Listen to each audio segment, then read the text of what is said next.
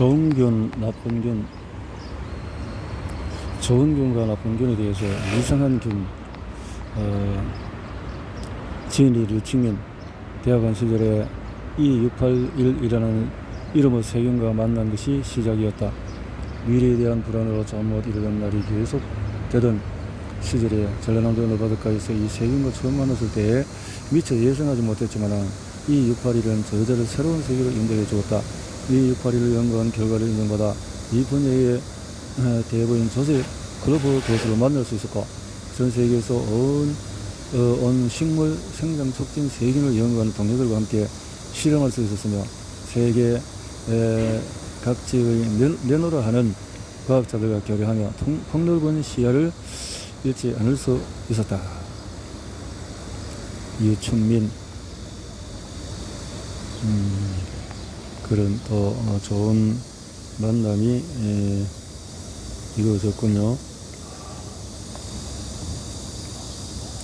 미생물 교실에서 너무 작아 미생물 화성에서 감자 심기, 똥으로 약을 쓴다, 폭탄을 주고받는 식물과 미생물, 스스로 인구를 조절하는 세균들, 적과 동침한다고, 그리고 인간의 경쟁자 미생물, 적으로 적을 잡는 이 제2의 전략이 필요하다. 질소 고정 세균은 친구인가 적인가? 식물의 보디가드를 자처하는 세균들은 식물의 면역을 높이는 방법은 너무 힘 빼지 말자. 클로렐라 드셨습니까? 꽃의 색을 바꿔드립니다. 착한 바이러스 이야기. 식물도 소셜 네트워킹을 한다. 자연에 대해하는 생각보다 복잡하다. 옥수수, 선충, 세균, 곤충의 사자회담. 지구의 A와 나무.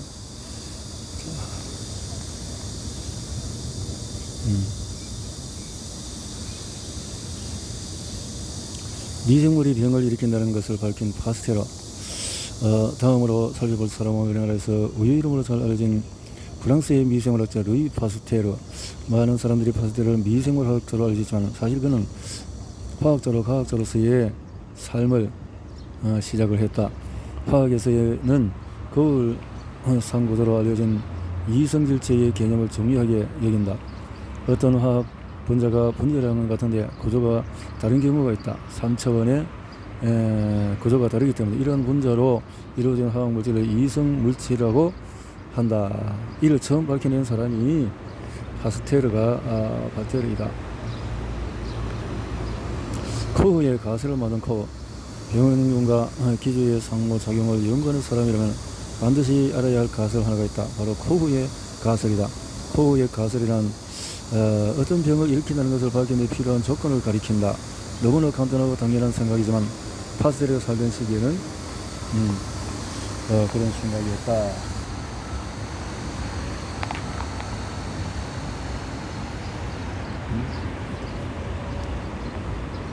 로베르트 코흐도 파스테르와 마찬가지로 미생물이 사람에게 일으킬 수 있는 연구한 독일의 과학자. 코흐도 유성은 은뢰의 광고 모델이 된 메시니코프는 19세기 중엽은 미생물에 관한 위대한 발견들이 줄을 이은 시대였다. 1846년 러시아 남부에서 전체적인 미생물학자가 태어나는데 바로 메시니코프이다. 그는 10대 때 과학 논문을 발표했고 현미경으로 곤충을 관찰하다가 새로운 종을 발견해서 논문을 쓰기도 했다. 메시니코프는 20대 중반까지 미생물에 대해서 잘 몰랐다. 그러다가 아내가 폐병에 걸린 때에 이것을 공부하게 되었다. 똥을 약으로 쓴다. 최근에 과학계에서 똥에 대한 연구가 핫하다. 서점의 과학책 코너에서도 똥에 대한 책을 쉽게 볼 수 있다. 뉴스도 똥에 관한 새로운 연구 결과를 자주 소개한다. 물론 주로 인간의 건강을 어떻게 증진하느냐는 질문에 대한 답을 찾는 것이지만 말이다. 똥에 대한 우리의 시각이 바뀌게 된 계기는 영국의 한 과학 잡지가 재미있는 실험 결과를 발표하면서였다. 2013년 유명 잡지의 논문 한 편이 발표되었는데 이 논문에 주된 것은 클로스트리디움 감염병에 대한 새로운 치료법이다.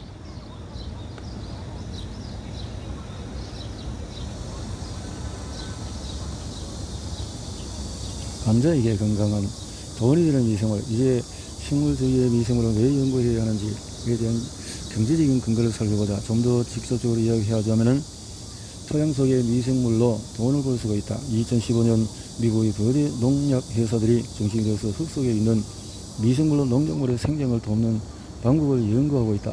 2016년 11월 나는 미생물체를 연구하는 히스턴 학교에서 아스피린으로 유명한 회사 바이어의 관계자를 만난 적이 있다. 그의 말에 따르면 바이어는 미국 농업지대의 토양 속에서 미생물의 분포 상황을 나타내는 지도를 만들고 있다고 한다. 농작물이 제대로 자라지 못하는 현상은 토양성 미생물의 균형을 이루지 못했기 때문이고, 이 불균형을 해소하면 수확량을 극대화할 수 있을 거라고, 그런 가정하에 진행하는 프로젝트라고 한다.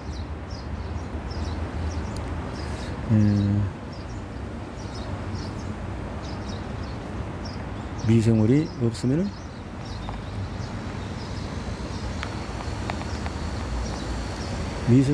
시든다. 그래서 이제 미생물의 패턴 인식으로 미생물이 있으면 생기가 있고, 사람의 병원균은 식물의 저항성 단백질을 막아낼 2차 만들어내고 면역은 떨어진다. 간단하게 눈에서 빛이 나는 하와이 오징어. 먼저 바다에서 이야기를 시작해보자. 50년 전 미국의 세균학자는 1년 중에서 어떤 시기만 되면 하와이 해변가의 밤마다 엄청나게 강한 빛의 덩어리가 무리지어 움직이는 현상이 일어난다는 사실을 알게 되었다. 그는 이 현상의 원인을 밝혀내기 위해서 실험을 시작했는데, 그 주위의 어부들은 바다에서 빛을 내는 것이 그곳에 사는 하와이 오징어, 정확히 오징어의 눈이라는 사실을 오래전부터 알고, 또한 낮에 오징어를 잡아서 어두운 곳으로 이동하면은 발광 현상이 나타나지 않는다는 사실도 알고 있다. 이 점이 과학자의 호기심을 더욱 자극하게 됐다. 이 현상을 어부들로부터 전해들은 헤이스팅스는 이 빛이 결국 오징어의 눈 안에 있는 것에서 밝혀진다고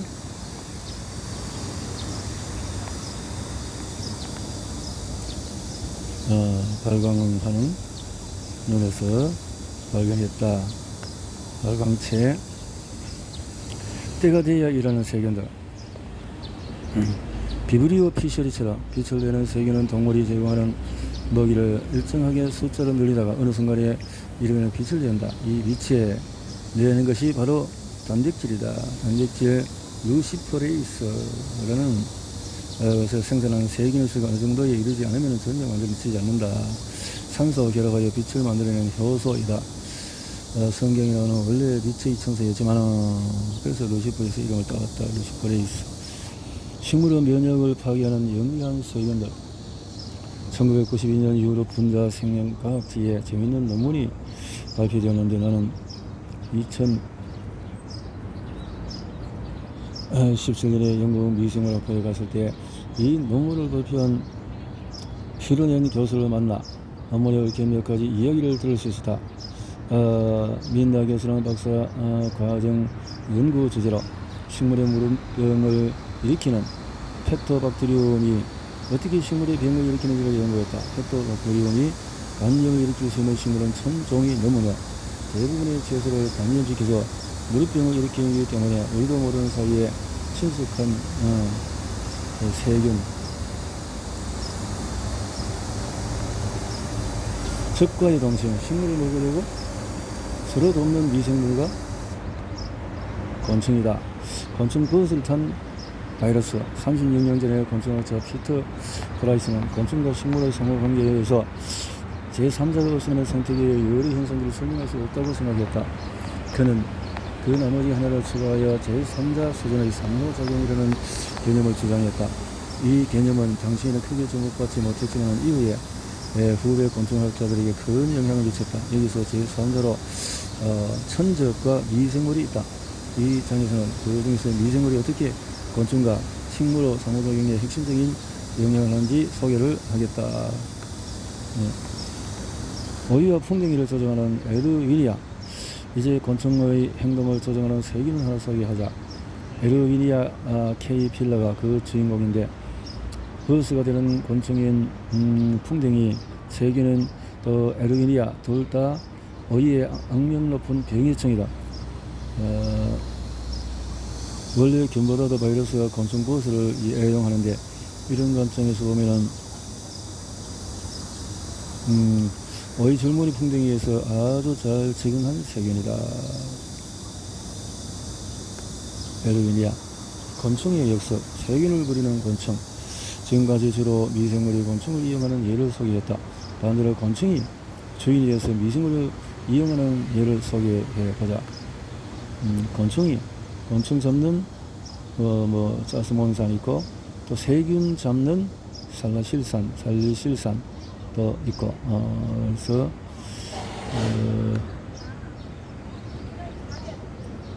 살리실산은 혈관 감기와 도움을 주는 아스피린의 역할을 하는 건데, 그렇군요. 인간의 경쟁자 미생물, 적으로 적을 잡는 EJ 전략이다. 나뭇잎에서 똘똘한 세균을 찾자. 나와 정전희 박사는 나무에 뿌릴 미생물을 찾기 시작했지만 그렇게 간단한 작업은 아니었다. 언뜻 생각하기에 실험실이 이미 가지고 있는 수천 미생물 가운데서 가장 좋은 미생물을 찾으면 되지 않나 싶지만 이렇게 미생물을 실제로 나무에 처리하는 환경에 잘 적응하지 못하기 때문에 그래서 어렵다. 그래서 후보는 자연에서 찾아야 된다. 자연에서 찾아라. 세균의 껍데기 속에서 이런 것이 또 있다. 세균의 껍데기 속에서 식물. 착한 세균의 조건은 뭘까? 나뭇잎에서 분리해낸 휴먼 포도를 만드는 삼층기 후보를 가지고 이렇게 실험을 했다. 세균을 가로수에 뿌려보자. 이제 선발된 세균을 가로수에 직접 뿌려볼 때가 됐다. 그래서 20년생 꽃나무와 10년생 은행나무들의 나무 건강 지킴이로 선발된 바이러스를 뿌린 3년 동안의 나무의 변화를 관찰해보니 큰 개들을 가지고 시작했지만 첫째는 아무런 변화도 없어서 크게 실망했다. 고추에서 발생한 바실러스가 나무에서는 잘 적응하지 못한 거 아닌가 걱정스러웠다. 하지만 두 번째 해에서는 실험 결과 종합해보니 작년과 달라졌고 세 번째에는 두 번째보다도 변화가 두드러졌다. 생육이 뛰어나게 좋아졌다. 생육이 뛰어나게 그렇군요. 세균이 보호한 사과나무 가로수 실험에 성공한 우리는 이제 힘을 입어서 가실수에도 적용했다. 사과 같은 가실수는 농약을 사용하지 않으면 재배가 어렵고 그래서 가실수에 대한 실험이 성공하면 가실수 재배 농가에 큰 도움이 될 것 같았다. 우리는 먼저 대표적인 과일은 사과에 실험해 보기로 했고 그래서 러시아 카자키스탄 지역에서 전 세계로 퍼진 과일인데 우리가 또 다양하고 맛있는 사과는 원래 자연 상태에서의 사과이기 때문에 노력을 해봤다.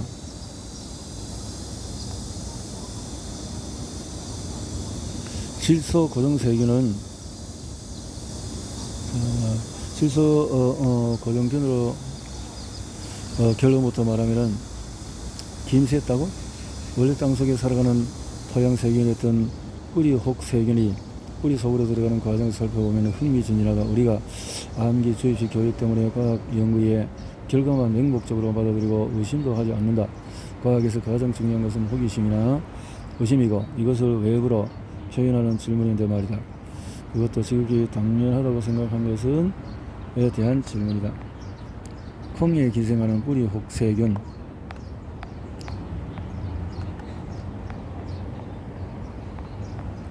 뿌리혹세균의 삶과 생활 콩의 집에서 이렇게 만들어진 플라보노이드는 뿌리를 통해서 토양 속으로 흘러나오고 근처에 있던 뿌리혹세균의 이때를 기다렸다는 듯이 플라보노이드 쪽으로 움직인다. 사실 뿌리혹세균은 땅 속으로 아주 흔한 세균은 아니다. 그래도 전해에 콩을 심었다면 그곳의 토양에는 뿌리혹세균이 많이 남아있고 다음 해에 그곳에 다시 콩을 심으면 뿌리혹세균은 다시 플라보노이드에 끌려서 뿌리 쪽으로 몰려간다. 아마도 뿌리혹세균은 플라보노이드가 있는 곳에는 늘 먹을 것이 풍부하다는 정보를 갖고 있는 것 같다. 콩은 플라보노이드뿐 아니라 잎에서 강납성하여 만든 탄수화물도 대량으로 뿌리로 흘려보내기 때문이다. 식물은 왜 이렇게 밑 빠진 독에 물을 붓듯이 잎에서 애써 만든 탄수화물 모두를 저장하지 않고 땅속으로 흘려보낼까? 아직 이유는 정확하지 않지만 자, 콩내 집에서 무슨 일이 일어날까? 뿌리 혹 세균이 콩의 뿌리 속으로 들어가는 문은 뿌리 털이 있다. 뿌리 털 그 부분으로 뿌리 혹 세균이 들어가면 곧바로 재미난 현상이 일어난다. 바로 뿌리 털이 꼬이는 현상이다. 다른 뿌리 혹 세균이 들어오지 못하도록 문을 완전히 닫아버리는 것이다. 뿌리 털 끝부분이 파마한 것처럼 꼬이는데 마치 우리 집에서 이미 손님이 들어오셨습니다 라고 말하는 것과 같다. 드디어 뿌리 털 속으로 들어오는 세균은 그때부터 식물이 제공하는 편의시설과 혜택을 즐길 수 있다. 영양분을 얻고 경쟁할 다른 세균이 없는 조건에서 편안하게 먹고 마시면서 자신의 개체를 벌린다. 이렇게 편안한 생활 조건이지만 그렇다고 무한정 증식시킬 수 있는 것은 아니다. 늘 적당한 수준의 밀도를 유지하는 것을 보면은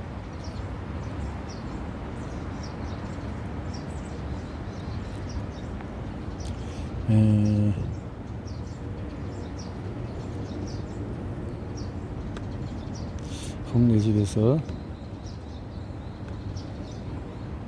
아마처럼 마냥 반갑지만은 않은 손님, 지금까지 뿌리 혹 세균이 콩으로부터 신호를 받아서 뿌리털에 물의 조직 속에 뿌리 혹을 만들고 공기 중에 있는 질소를 또 식물에 펼치는 그 과정을 살펴봤는데 지금까지는 분위기가 훈훈하다.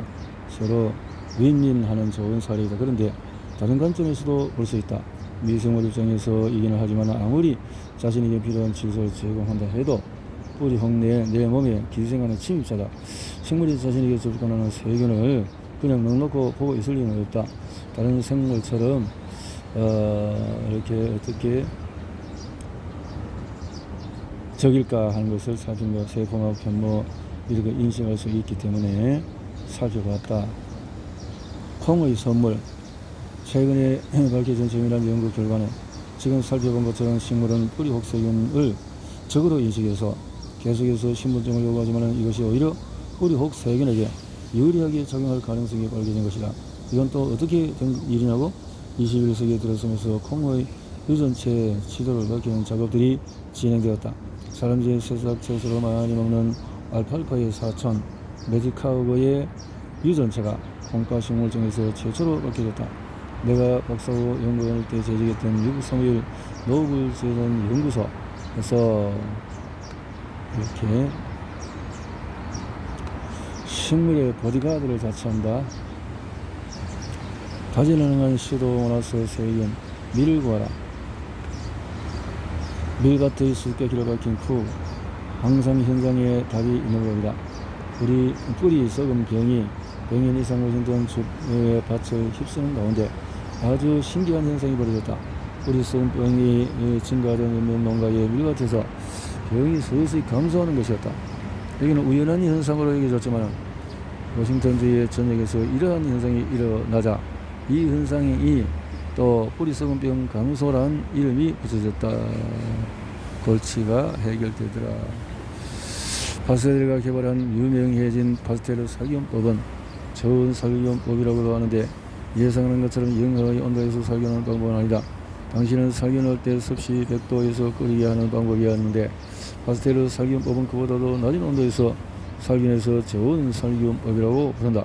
고온 살균은 121도까지 가열해서 30분 동안 이상 유지하는 방법이고 저온 살균법은 63에서 65도로 가열해서 30분 동안 유지한 후에 서서히 식히는 방법이다.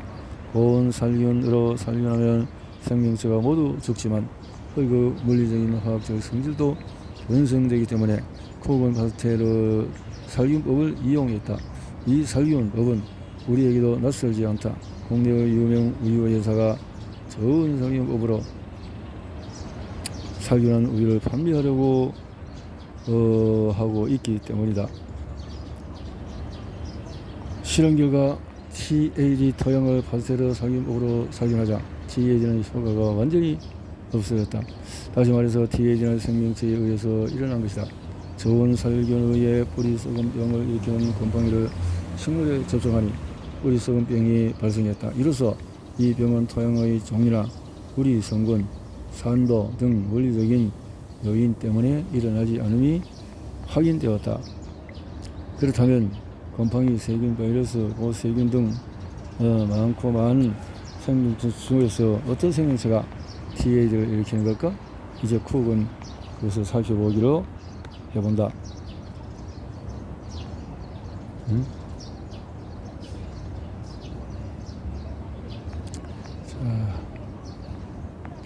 세균 한 종류를 순수 배양으로 분리내는 그 수가 너무 적어 식물이나 잎에 뿌리기가 충분하지 않다. 그래서 다시 많은 양으로 키우는 과정이 필요하다. 이것을 대량 배양이라고 한다. 세균을 잘 자라는 영양분이 찬 액체 10리터 섭씨 121도로 살균한 다음에 여기에 순수 분리한 세균을 어느 일정 부분만 넣고 적당한 온도에서 키운다. 이때 공기순환이 잘 되도록 만들어준다. 그러면 며칠 안에 엄청난 양의 세균을 얻을 수 있다.